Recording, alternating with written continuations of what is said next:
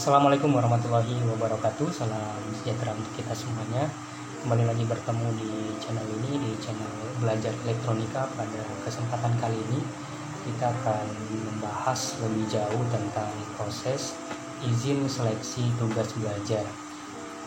Jadi di video saya yang pertama saya sudah menjelaskan tentang berkas-berkas yang diperlukan dalam pengusulan izin seleksi tugas belajar.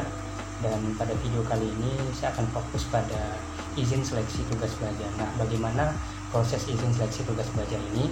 Kita simak video ini sampai dengan terakhir. Nah, baik teman-teman, kita langsung saja. Tes seleksi tugas belajar ini ada dua tahapan. Yang pertama yaitu tes psikotes, kemudian yang kedua yaitu tes interview.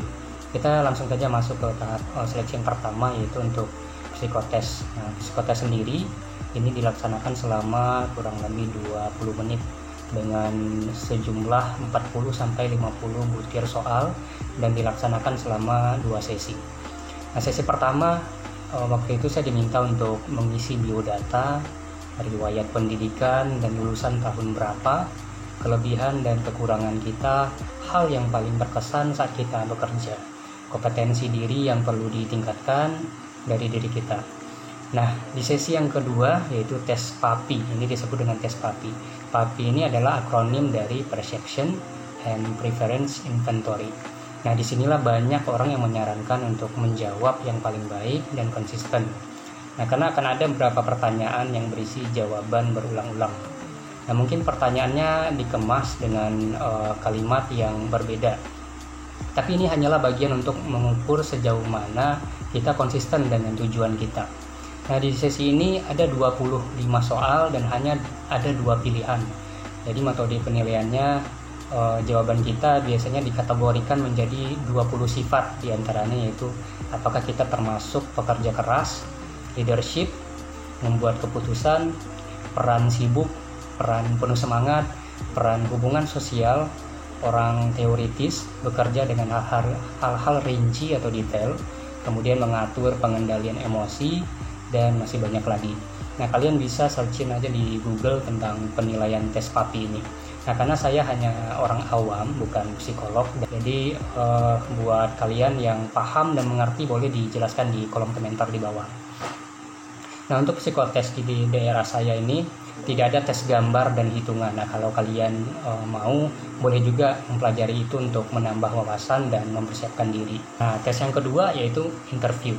Nah, ini biasanya dilakukan selama kurang lebih 45 menit bersama pembimbing interview. Nah, pembimbing interview ini biasanya diwakilkan oleh kepala sekolah atau kepala bidang kepegawaian dari Dinas Pendidikan.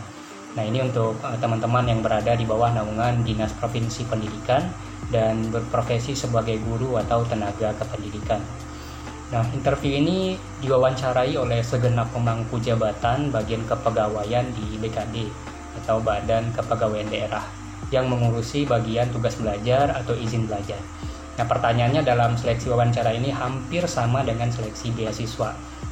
Pada umumnya yang ditanyakan itu sekitar visi dan misi melanjutkan studi, rencana studi, kesiapan untuk melaksanakan studi lanjutan, izin keluarga dari suami atau istri, usia saat melaksanakan studi, kampus tujuan dan akreditasinya, serta judul skripsi atau tesis atau disertasi yang direncanakan.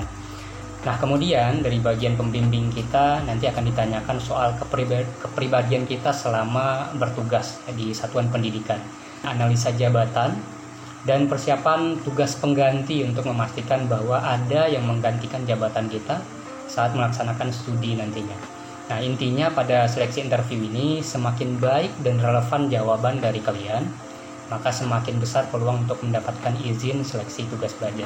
Nah, demikianlah informasi yang bisa saya sampaikan terkait pelaksanaan izin seleksi tugas belajar ini.